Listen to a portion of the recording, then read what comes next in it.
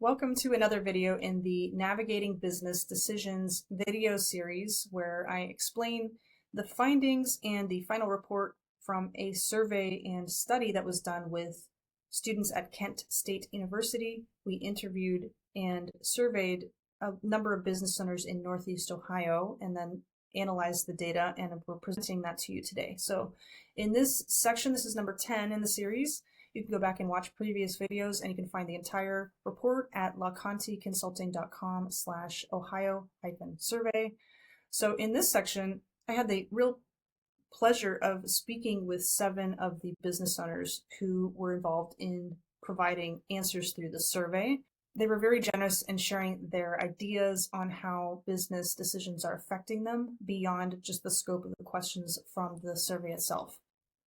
So in this video, I'm going to share a little bit about the different leaders that I interviewed and their points of view, their quotes in several different sections. So let's get started. So first, meet the leaders. So these 7 different leaders were also part of the survey, but the first leader came from a utility services company in Twinsburg, Ohio, and they talked about specializing in developing complex, innovative products and had challenges in finding qualified and reliable staff. Leader 2 is metal fabrication, leader in Mansfield, Ohio. They prioritize quality over volume and emphasize steady, sustainable growth without relying on personal funds. Third leader is in financial services in Strongsville, Ohio. They help high net worth individuals to maximize tax liabilities and plan for financial success during business transitions. The fourth leader is a workforce development consulting leader in Cleveland, Ohio, and they provide cost-effective support to companies that lack internal resources to address challenges. Fifth leader is engineering and manufacturing leader in Cleveland. They focus on securing financial stability and equity maximization. They want to balance business growth with family time. And the sixth leader is in hydraulics and pneumatics in Lorain, Ohio. They specialize in machine sales and deal making, contemplating retirement plans and future business effectiveness. And finally, leader 7 is in automotive repair in Mentor, Ohio. They combine profitability analysis with strategic planning to ensure smooth business transitions and long-term sustainability. So these are some of the qualities and challenges that these 7 leaders are facing. And I had a few different ideas of how to provide this information, because obviously 7 different interviews, over 7 hours total of speaking with them. And rather than trying to provide the entire interview, because obviously that would be sharing a lot of personal information, I did collect quotes from each of these individuals, and then I categorized them into different areas that had a common theme. So I want to share some of these quotes with you. The first theme is growth, strategy, and market positioning. So this was very important to pretty much every leader. Each owner that I talked to really wants to position themselves in their business for not just for short-term financial growth, but for a long-term, almost like a vision for what they have for their business, even beyond themselves. So this was a theme that became very evident, and that's why I put it first here. So their specialization is very important to a lot of these owners. They know that they have to stand out in a crowded market generally. They have to continue to adjust their plan as they move forward. So let's start with the first quote. One mistake was that we failed to push too much, but looking back, it turned out better because we decided to specialize and focus on quality, which is setting us apart. Second quote, we're a local shop and most of our customers are within driving distance. We also guarantee a turnaround for orders that our competitors aren't always able to meet. We're trying to grow at a decent pace, but without contributing personal funds or adding any debt. And this was something that a few business owners mentioned about not wanting to add debt. That's been a priority. I'm very, very happy to hear that, because a lot of business owners that I work with are also choosing to keep their debt load as low as possible and to try to prioritize profit margins rather than growth at any cost. Next, we don't put ourselves in a situation where we start to go backwards, because if we grow too fast and can't keep up with demand, the risk is losing customers.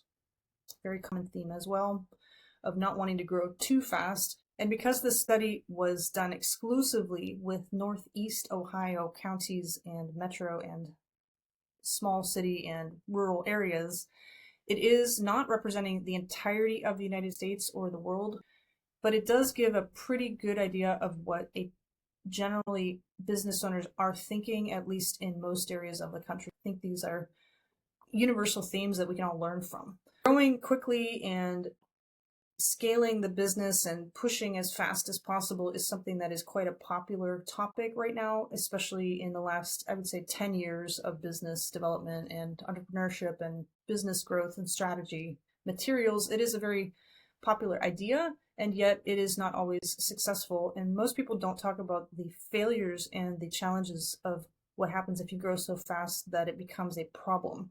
I'm very concerned about that because I think it's been glamorized that you can expand quickly, and yet that causes sometimes uneven growth within the business and can lead to an unhealthy position later. It can have the benefit, the valuation of the business increasing quite rapidly, but it can also put so much strain on key members of the business that they burn out or leave, or there's fractures in the relationship, which can affect not just the valuation decreasing, but also just the function of the business itself having long-term consequences. I have actually seen businesses break apart because they grew too fast. It just is not always the answer, and I think it's been unfortunate that so many business leaders have been promoting this idea of 10xing or growing quickly or expanding and scaling to the point where that's almost like a universal concept. And yes, growth is important, but I personally think that it's better to have healthy growth rather than growth at all costs. And this is reflected in this quote. So I really appreciate this thought process. Here's another quote. Some companies focus on quantity and output, and they just churn out things to make the sale. We really focus on quality and making sure our customers get what they need in the easiest way possible. You tell kind of a sense of the culture of the company that this leader is coming from, that they care more about quality and customer experience and ease of the sale rather than just churning out as much as possible. And finally, we are always looking at ways to get continuous improvement. Our team has pushed decision-making down into all levels of the company. So this is an example of prioritize a comprehensive decision-making process. It's very difficult to do.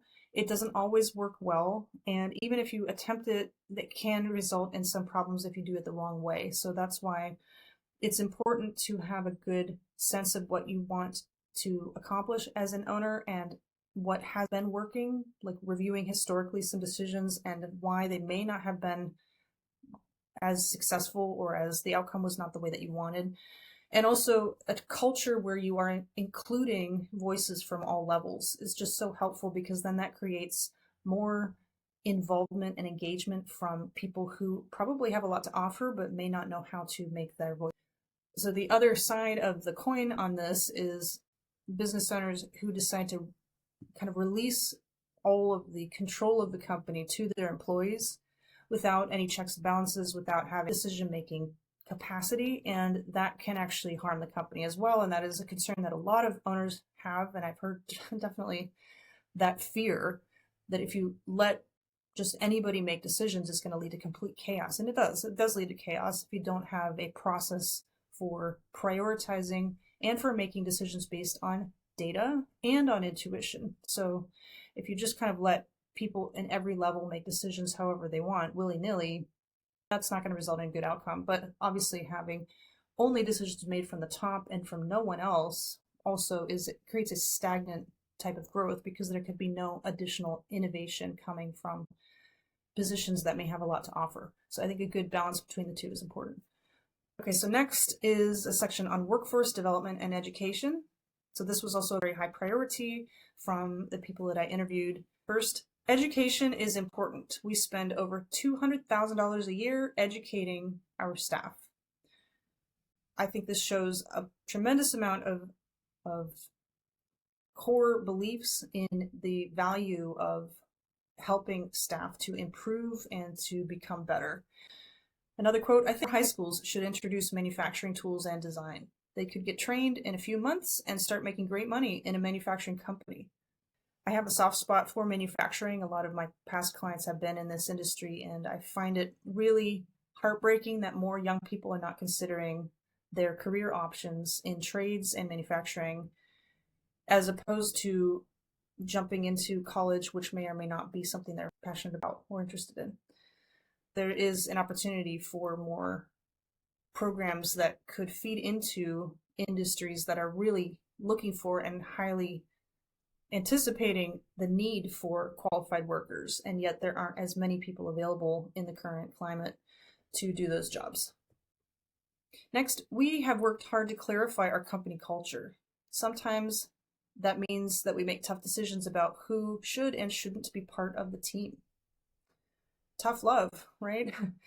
This is a quote that I totally agree with. I think it's important to clarify what you believe as a business, and especially as an owner or top leader, there needs to be some discussion and some decisions about what your core beliefs are and how you want the company to function beyond just the statement that you have about your mission or your maybe even your vision. Beyond that, there needs to be even a concept of how you do business, and not every business runs the same way. There's some that are much more aggressive and maybe they want to grow really quickly, and there are others that prioritize customers and would rather lose some customers if they're not the right ones. They'd rather lose some employees if they're not the right ones to fit the culture in the company.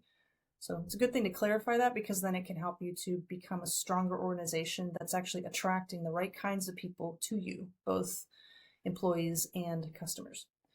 And finally, we've hired a highly capable leadership team, making a significant investment in our company's future. I really appreciate these owners taking the time to share this information, because I think it's very insightful to hear how they describe their decisions. And as you can see here, this person is prioritizing capable leaders, and this person has made good choices about who to hire on their leadership team, and that investment in probably paying a higher salary and providing more options to these leaders on the team has resulted in better outcomes for the company as a whole. So it's an investment, and it was a risk potentially to bring on people that may have cost more or that required more investment, giving them access to education, training, certifications, but also with the knowledge that the people that they were hiring were the ones for the team. So as you can see, there's some really interesting themes through these quotes. Again, these came from a combination of 7 different leaders who I interviewed for this study. And if you want to find more, again, check out my website to download the entire report, and make sure to subscribe if you want to get more videos from this series. And I really appreciate you checking this out. If you want to leave a comment or question, I'd love to interact with you. Thanks so much.